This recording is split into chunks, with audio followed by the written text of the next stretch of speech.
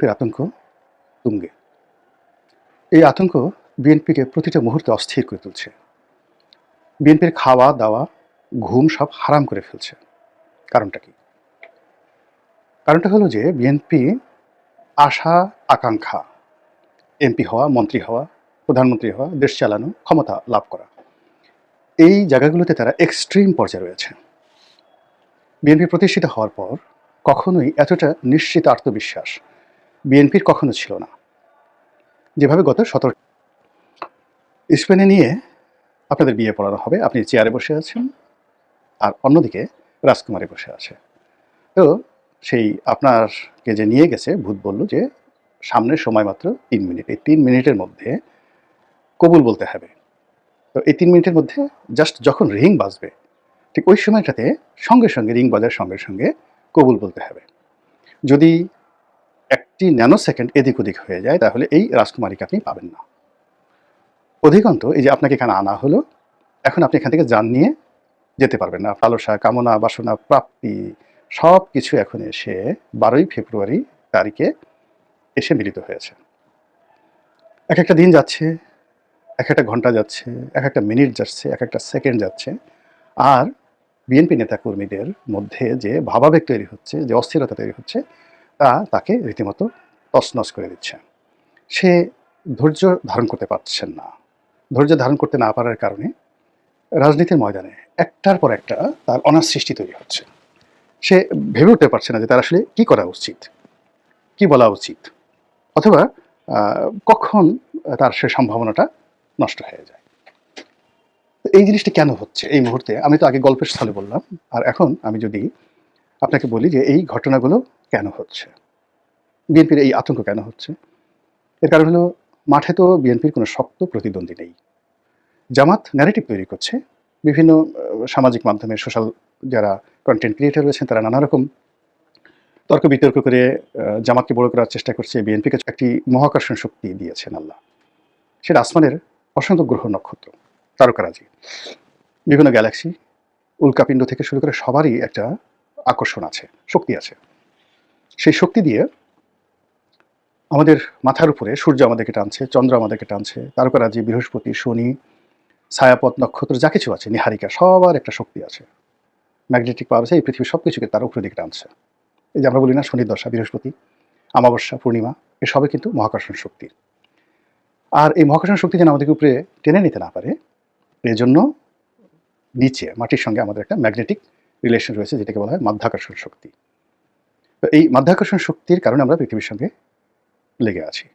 আচ্ছা, এরপরে আমরা যদি যাকে বলা হয় ডানে বামে হেলে না পড়ি, পড়ে না যাই, এজন্য বাতাস দিয়ে, চারিদিক থেকে বাতাস দিয়ে আমাদেরকে এমনভাবে চেপে রেখেছে আমাদের শরীরের প্রতি ইঞ্চি জায়গাতে।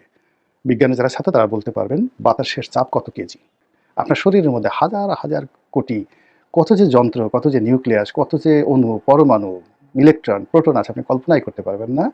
তো এর মধ্যে যখনই ইমব্যালেন্সড হয়ে যায় তখনই মানুষ মরে যায়, অসুস্থ হয়ে পড়ে, ঝরে পড়ে। এবার আসেন শরীরের বাইরে আমাদের সমাজ, রাষ্ট্র, রাজনীতি, অর্থনীতি, সব জায়গাতে একটা ভারসাম্য থাকে, সব জায়গাতে একটা মহাকর্ষণ মধ্যাকর্ষণ শক্তি থাকে, এবং সব জায়গায় বাতাসের তাপচাপ থাকে। এবং এখানে যখন কোনো একটা কিছুতে ঘাটতি হয়, নিয়ন্ত্রণহীনতা তৈরি হয়, তখনই সেটা ভয় তৈরি করে, আতঙ্ক তৈরি করে, এবং পতন অনিবার্য হয়ে পড়ে। যেমন ধরুন, আপনি একই মানুষ পদ্মার তীরে দাঁড়িয়ে আছেন, এবং যেখানে দাঁড়িয়ে আছেন তার ঠিক 1 ইঞ্চি পরেই ভাঙন হচ্ছে, প্রবল ভাঙন হচ্ছে, এবং আপনি নিচে তাকিয়ে দেখলেন যে প্রায় 200 ফিট নিচে প্রচণ্ড গ্লাস, ওটা দেখা যায় না। এখন কিন্তু অনেক গ্লাস বের হয়েছে। তো আপনি যদি পড়ে না যান, এই জন্য একটা গ্লাসের ওখানে ফ্রেম দেওয়া আছে, বুলেট প্রুফ, আপনি লাথি মারলেও যাবে না, কিন্তু গ্লাসটা দেখা যায় না। আপনাকে যদি 1000 কোটি টাকা দেওয়া হয়, তবু আপনি 50 তলা বিল্ডিংয়ের আপনি জানেন যে ওখানে একটা গ্লাস আছে, কিন্তু আপনি ওর ধারে কাছে যেতে পারবেন না। ওটার জন্য আপনাকে ট্রেনিং দরকার হবে, সব কিছু দরকার হবে, কিন্তু ইন জেনারেল আপনাকে জানার সত্ত্বেও আপনারা যেতে পারবেন না। তার আগে আপনার মরণ কান্না শুরু হয়ে যাবে, ও মাগো যাবো না, বাবাগো যাবো না। তো বিএনপি রাজনীতির যে মহাকর্ষণ, মাধ্যাকর্ষণ, তার যে পারিপার্শ্বিক তাপ এবং চাপ, এই সবই হলো আওয়ামী লীগ। অন্য কারোর সঙ্গে তার চাপ তৈরি হচ্ছে না। এখন তার চাপ দরকার, ধরুন প্রচণ্ড শীতের মধ্যে আপনার একটা লেপ দরকার, সেখানে আপনি যদি তার শরীরে একটা যাকে বলা হয় সাধারণ চাদর দিয়ে দেন, সে মরে যাবে, সে বাঁচবে না। কেবলই মাত্র তার প্রতিপক্ষের চাপ থাকতে হবে। সেই চাপটা এখন নেই। তাপ থাকতে হবে। প্রতিপক্ষ থেকে সমান তালে আপনি যুদ্ধ করবেন, গান করবেন, বাদ্য করবেন, আনন্দ করবেন, ফুর্তি করবেন, যা কিছু করবেন সবকিছুর জন্য প্রতিপক্ষের সঙ্গে আপনার একটা সমঝোতা থাকতে হবে। সেই সমঝোতা জামাতের সঙ্গে হচ্ছে না, অন্য কোনো রাজনৈতিক দলের সঙ্গে হচ্ছে না, ফলে একা মাঠে সে ঘুরে বেড়াচ্ছে। ফলে আমরা এই যে যেগুলো দেখছি সামাজিক মাধ্যমে, ভোটাররা দৌড়াচ্ছে, প্রার্থীরা দৌড়াচ্ছে, নির্বাচনের কথা হচ্ছে, হানা ভোটের পক্ষে আলোচনা হচ্ছে, কিন্তু যারা সত্যিকার অর্থে মাঠে রাজনীতি করছেন তারা সবাই মানে হরিষে বিষাদ, মানে মুখে মুখে হর্ষ আনন্দ, কিন্তু হৃদয়ে তাদের বিষাদময়তা। তারেক রহমান সাহেবের মুখের দিকে তাকিয়ে দেখেন তো, যেদিন তিনি প্রথম আসছিলেন আর আজকের দিনে তার চেহারার দিকে তাকিয়ে দেখেন যে সেখানে কোনো দ্যুতি বা নূর আছে কিনা, নেই। ক্লান্তি, অবসাদ, হতাশা, মানে বিএনপির প্রধান নেতাকে আঁকড়ে ধরেছে। মির্জা ফখরুল সাহেবের দিকে তাকিয়ে দেখেন, মেজর হাফিজের দিকে তাকিয়ে দেখেন, মির্জা আব্বাসের দিকে তাকিয়ে দেখেন, মনে হবে সবাই অসুস্থ হয়ে পড়েছেন। এর কারণ হলো রাজনীতির ময়দানের যে তাপ চাপ সেটা নেই। বরং তারা চিন্তা করছে যে এই যে অবস্থা যদি কোনো কারণে ফসকে যায়, অপরচুনিটিটা নষ্ট হয়ে যায়, তাহলে ওই যে ৩ মিনিট সময় নিয়ে আপনাকে মানে স্পেনের রাজকুমারীর সাথে বিয়ে দেওয়ার জন্য যে আলাদিনের দৈত্য আপনাকে নিয়ে গেছে, বা ইবলিস আপনাকে নিয়ে গেছে, বা ধরুন কোনো ভূত প্রেত আপনাকে নিয়ে গেছে, ওই জায়গা থেকে আপনি যে বিপদে পড়েছেন, এখন এই প্রান্তিক সময় এসে, নির্বাচনের একেবারে শেষ প্রান্তে এসে বিএনপি ভাবছে যদি হয় ভালো, কিন্তু যদি না হয় তাহলে কি হবে? এই যে ১৭ মাসে যা করেছি এগুলো হজম করবো কি করে? যাব কই? করব কি? যে অভিযোগগুলো আমাদের বিরুদ্ধে আছে সেই অভিযোগগুলো কিভাবে নিষ্পত্তি করব? তারপর যে ফাঁদে পা দিয়েছি সেই ফাঁদ থেকে কিভাবে বের হব? কিভাবে বিদেশে যাব? পালার জন্য তো জায়গা নেই, ভাগবার কোনো জায়গা নেই। এখানে বিজয় ছাড়া আর কোনো অপশন নেই। ফলে ওই যে নির্বাচনের দিন যত ঘনিয়ে আসছে, সময় যত ঘনিয়ে আসছে, সবাইয়ের মধ্যে সেই অস্থিরতা দেখা দিয়েছে। আর যেখানে আপনি অপোজিট সাইড কি আছে? মানে আপনি আয়নার দিকে তাকালেন, শুধু নিজেকে দেখতে পাচ্ছেন না।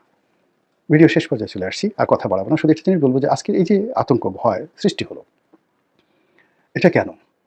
এই দায় কি বিএনপির নেই? বিএনপি কি দায় অস্বীকার করতে পারবে? গত ১৭টি মাস কার্যত দেশের স্টিয়ারিংটা তাদের হাতে ছিল। এখনো তাদের হাতে আছে। তো এই সময়টিতে অনেক বিষয় তাদের না বলা উচিত ছিল। অনেক বিষয়গুলোতে তাদের হা বলা উচিত ছিল। অনেকগুলো সিদ্ধান্তের ক্ষেত্রে তাদের দৃঢ়তা নিয়ে দাঁড়ানো উচিত ছিল।